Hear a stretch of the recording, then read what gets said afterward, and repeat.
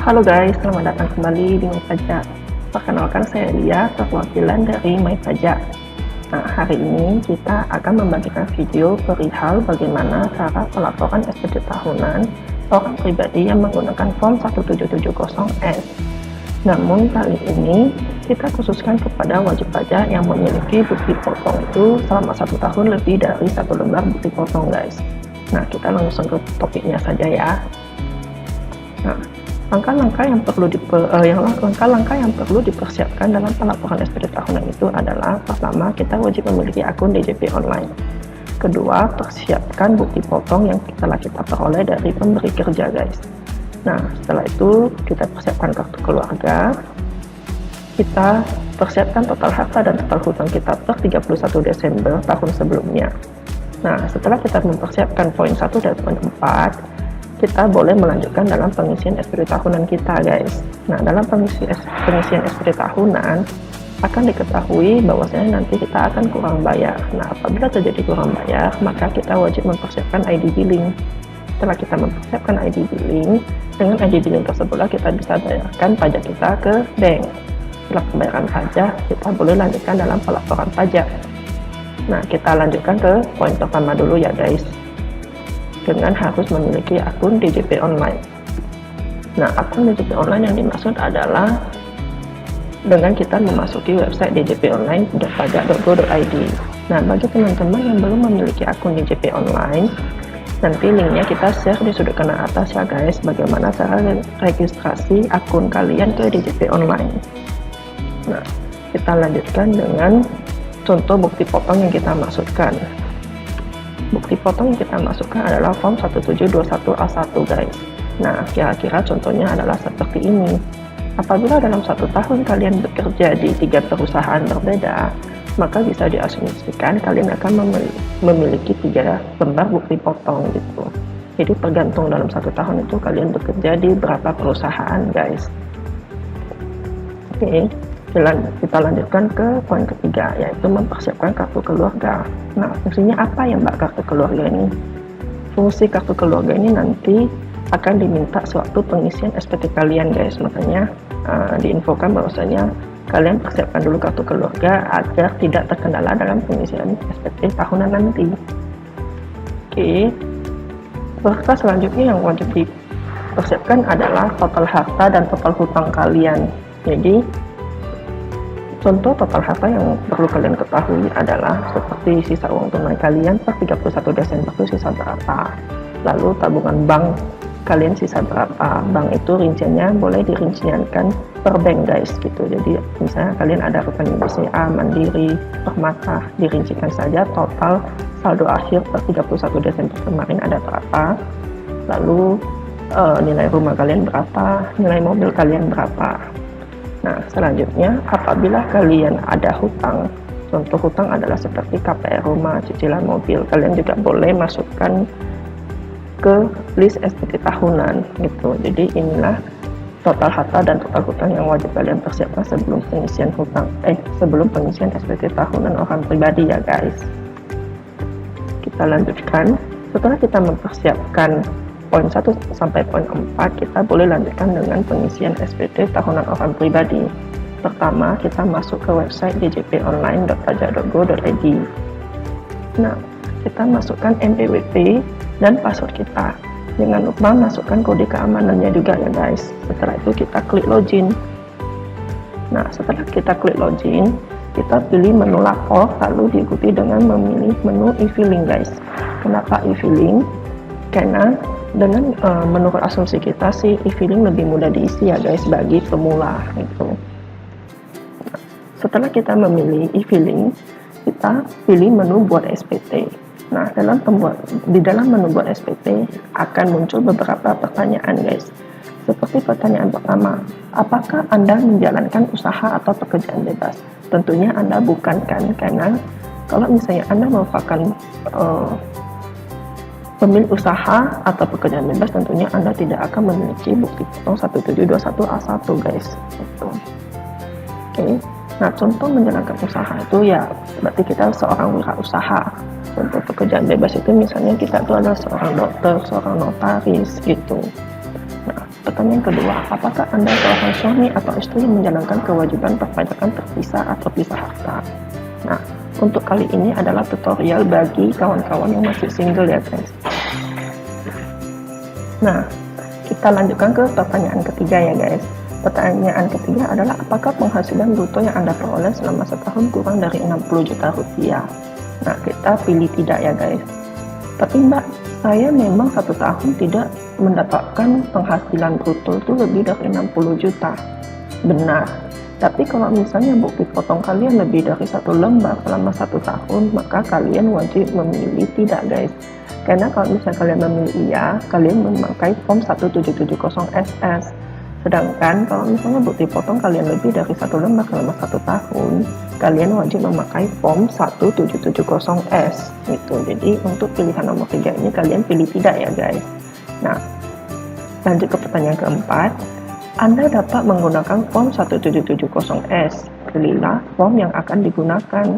Nah, untuk ketiga pilihan ini kami sarankan untuk memilih pilihan pertama, yaitu dengan bentuk formulir. Nah, setelah 4 pertanyaan ini dijawab, kalian boleh menekan tombol SPT 1770S dengan formulir. Nah, perlu diketahui ya guys, tutorial kali ini adalah dikhususkan bagi wajib pajak yang tidak memiliki saham, tidak memiliki obligasi, tidak memiliki penghasilan selain bekerja di tempat pemberi kerja yang memberikan bukti potong 1721A1. Lalu tidak membayar zakat gitu. Yang poin kelima ini adalah kelebihan ya guys, sorry guys. Nah, kita lanjutkan. Setelah tadi kita menekan tombol form 1770S dengan formulir, maka tampilan akan muncul seperti ini guys. Untuk tahun pajak kita pilih, berhubung ini adalah tahun 2021, maka kita pilih tahun pajak 2020. Status SPT yang dimaksudkan ada normal dan pembetulan. Nah, untuk pertama kali kita melaporkan, kita memilih normal guys. Nah, pembetulan itu digunakan untuk apa dong Mbak? Pembetulan itu digunakan apabila setelah kalian melaporkan SPT tahunan kalian dengan status normal, lalu kalian ingin membetulkan karena ada salah pengetikan atau salah pelaporan guys gitu. Jadi kalau misalnya kalian ingin merevisi laporan SPT kalian yang telah kalian laporkan untuk kedua kalinya atau selanjutnya, kalian boleh memilih menu pembetulan gitu. Nah, setelah kalian isi halaman pertama, kalian boleh memilih menu selanjutnya. Nah, setelah memilih menu selanjutnya akan muncul notifikasi seperti ini guys. Ini adalah notifikasi yang menyampaikan bahwasannya apabila kita menekan iya, maka bukti potong yang dipotong oleh pemberi kerja, maksudnya begini, kita kan ada menerima bukti potong dari pemberi kerja gitu. Apabila kita memilih pilihan iya, maka bukti potong tersebut akan otomatis muncul ketika kita mengisi SPT tahunan guys. Jadi kita tidak perlu mengisi bukti potong kita secara manual ke sistem gitu. Nah, apabila kita memilih tidak, maka kita wajib mengisi bukti potong kita secara manual. Jadi untuk notifikasi ini kita sarankan untuk memilih iya agar mempermudah kita sendiri dalam pelaporan SPT tahunan juga gitu. Nah, setelah kita memilih menu iya, akan muncul tampilan seperti ini. Nah, sebenarnya halaman kedua ini ada 4 bagian guys gitu. Jadi untuk mempermudahnya, coba kita klik bagian A-nya, jadi tampilannya akan full. Jadinya seperti ini guys gitu. Jadi ada 4 bagian, bagian A, bagian B, bagian C, bagian D. Nah, yang perlu kita isi hanyalah bagian B, bagian C, bagian D. Nah, pada bagian harta, pada akhir tahun akan muncul tampilan seperti ini guys. Kita sarankan agar kalian tidak menekan tombol harta pada SPT tahun lalu. Jadi pas pelaporan harta ini kalian tidak ribet untuk merevisi angkanya. Nah, untuk lebih mempermudahnya adalah kalian hanya perlu menekan tombol tambah, lalu masukkan kode harta kalian. Nah, kalian pilih guys, di sini banyak kan jenis kode harta, misalnya uang tunai. Nah, tadi uang tunai dalam list harta yang kita sudah persiapkan kan ada list uang tunai. Nah, kita pilih uang tunai. Nah, untuk bagian nama harta kita tuliskan cash, tahun perolehan kita pilih tahun 2020 guys. Nah, untuk harga perolehan, kalau misalnya pada tahun 2020 akhir 2020 lebih tepatnya, kita memiliki uang tunai kita senilai 10 juta, maka kita tuliskan 10 juta. Lalu keterangannya juga kita tulis cash, guys. Nah, setelah itu kita pilih nomor tombol simpan. Nah, akan muncul tampilan seperti ini. Nah, ini kita berikan satu contoh ya, guys. Nah, kalian boleh lanjutkan apabila kalian memiliki harta yang lain. Langkahnya sama, tekan tombol tambah, lalu isikan kode harta, nama harta, tahun perolehan, nilai perolehan serta keterangan. Nah, itu untuk kolom harta. Kita lanjutkan ke kolom kewajiban atau hutang lebih tepatnya. Ini seperti yang tadi kita sampaikan, contohnya seperti KPR rumah, sisa cicilan mobil. Nah, kalian boleh masukkan ke sini. Langkahnya sama, kita pilih tombol tambah, pilih kode hutangnya. Nah, kalau misalnya kalian KPR atau leasing kendaraan mobil, kalian boleh pilih nomor 101. Nah, contoh pengisiannya adalah seperti ini, guys. Setelah diisikan semua, kalian boleh menekan tombol simpan. Nah, tampilan setelah disimpan akan seperti ini, gitu. Nah, setelah kita isikan semua, jangan lupa menekan tombol lanjut ke daftar tanggungan. Daftar tanggungan ini adalah list kartu keluarga kita. Nah, isikan list ini sesuai dengan apa yang tertera di kartu keluarga kalian, guys. Nah, kalau misalnya Mbak, saya belum menikah, Mbak, saya masih ikut ayah gitu, ya nggak apa-apa. Inputkan kartu keluarga yang mengikuti ayah punya gitu. Jadi kalian tekan tombol tambah, masukkan nama sesuai kartu keluarga kalian, NIK-nya, hubungan keluarganya apa, lalu pekerjaannya apa, lalu tekan tombol simpan. Nah, bentuknya akan seperti ini. Kalian boleh lanjutkan sesuai dengan apa yang tertera di kartu keluarga ya, guys. Nah, setelah bagian D terisi selesai, kalian tekan selanjutnya dan akan dilanjutkan ke halaman 3. Nah, di halaman ketiga ini sebenarnya ada 3 bagian ya, guys. A, B, C. Nah, untuk bagian A, bagian B itu tidak perlu kalian isi itu. Nah, yang perlu kita isi adalah di bagian C. C itu adalah bukti potong dari pemberi kerja, guys. Loh, Mbak, bukti potongnya kok hanya 1? Saya punya memiliki 2, Mbak, ataupun saya punya memiliki 3. Ya tidak apa, guys. Dimasukkan saja bukti potong yang kalian terima. Terkadang di sistem bisa tidak terdeteksi gitu. Jadi kalian masukkan saja. Nah, seperti ini dengan menekan tombol tambah. Nah, masukkan jenis pajak kalian itu apa, NPWP pemotong kalian itu siapa. Nah, NPWP bukti potong, tanggal bukti potong, serta jumlah PPh yang dipungut. Nah, itu semua bisa diperoleh dari bukti potong yang kalian terima, guys. Gitu. Jadi tinggal di copy paste saja sih, lebih tepatnya. Nah, halaman selanjutnya itu adalah SPT induk kita, guys. Itu di dalam SPT induk ini terdapat 6 bagian yang perlu kita isi. Nah, di bagian pertama itu adalah identitas. Nah, apabila kalian belum menikah, identitas yang kalian pilih adalah tidak kawin. Nah, apabila kalian telah memilih tidak kawin, apabila kalian merupakan status wajib pajak yang telah menikah, maka kalian boleh memilih status perkawinan yang kawin gitu. Nah, setelah kalian memilih kawin, kalian boleh melanjutkan ke bagian B, yaitu penghasilan kena pajak. Nah, di dalam status ini telah terpilih kawin.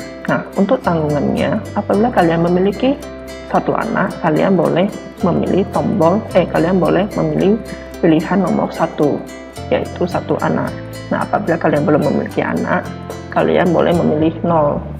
Isikanlah keterangan ini sesuai dengan kenyataannya, guys, berdasarkan kartu keluarga kalian gitu. Nah, Kak, gimana ya kalau misalnya anak saya ada 4? Jadi begini, guys. Maksimal yang ditanggung oleh pemerintah adalah 3 anak. Apabila kalian memiliki lebih dari 3 anak, maka yang bisa didaftarkan hanya 3 anak gitu. Nah, kita lanjutkan lagi ya. Setelah pemilihan status menikah dan biaya tanggungan, kita lanjutkan ke PPh terhutang. Loh, Mbak, kok saya bisa terhutang pajak? Padahal saya setiap bulannya juga dipotong pajak, Mbak. Nah, jadi begini ya, guys. Asumsikan kita itu memiliki 2 bukti potong dalam 1 tahun. Gitu. Coba kita perhatikan di kolom nomor 15, yaitu penghasilan tidak kena pajak. Nah, ini diasumsikan statusnya tidak kawin ya guys. Jadi PTKP dalam 1 tahun yaitu 54 juta gitu. Nah, di dalam 2 jenis bukti potong ini sama-sama dipotong 54 juta guys, yang mana sebenarnya dalam 1 tahun kita hanya diperbolehkan mengurangi PTKP kita itu 54 juta selama 1 tahun. Sedangkan di dalam bukti potong ini kalau kita jumlahkan berarti kita sudah dipotong 108 juta untuk PTKP kita guys. Jadi dikarenakan inilah kita tidak dipotong pajak oleh pemberi kerja gitu. Nah, yang mana sebenarnya kita hanya boleh dipotong 54 juta. Itulah yang mengakibatkan kita menjadi kurang bayar, yang mengakibatkan adanya PPh terhutang guys gitu. Jadi Mbak, ini saya mesti bayar gitu ya. Teman-teman, kita wajib bayar sih, karena memang penghasilan kita peroleh sudah melebihi PTKP gitu. Nah, untuk selanjutnya kita boleh memilih kolom ke kurang bayar.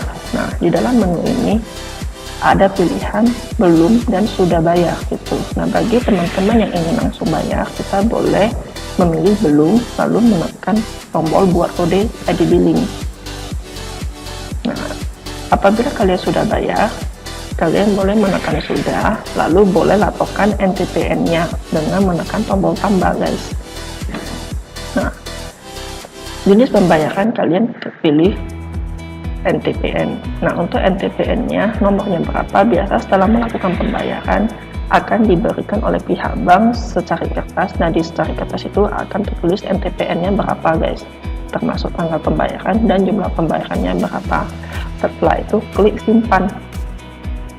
Nah, kita lanjutkan ke kolom pernyataan. Di dalam pernyataan ini kita klik setuju ya guys, karena kalau apabila kita mengisinya dengan kenyataan dan yang sebenarnya seharusnya tidak ada masalah gitu. Jadi kita pilih, kita centang kotak setujunya, lalu tekan selanjutnya. Nah, akan muncul tampilan seperti ini. Nah, untuk melanjutkan pelaporan, klik di sini, lalu akan muncul pilihan seperti ini. Pilih media pengiriman kode verifikasi kalian guys. Nah, kalian mau by email atau by SMS gitu. Dicek dulu apakah email yang tertera di layar ini masih aktif atau tidak, dan dicek juga apakah nomor HP yang tertera di layar ini masih aktif atau tidak. Kembali ke kalian mau pilih metode yang mana ya guys.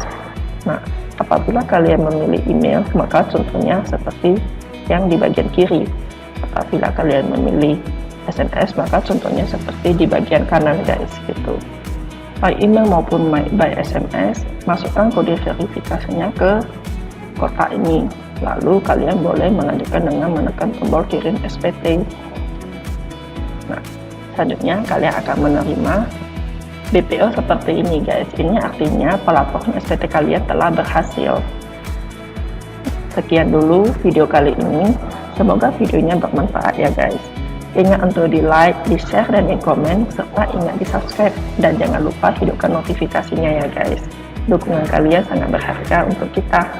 Terima kasih.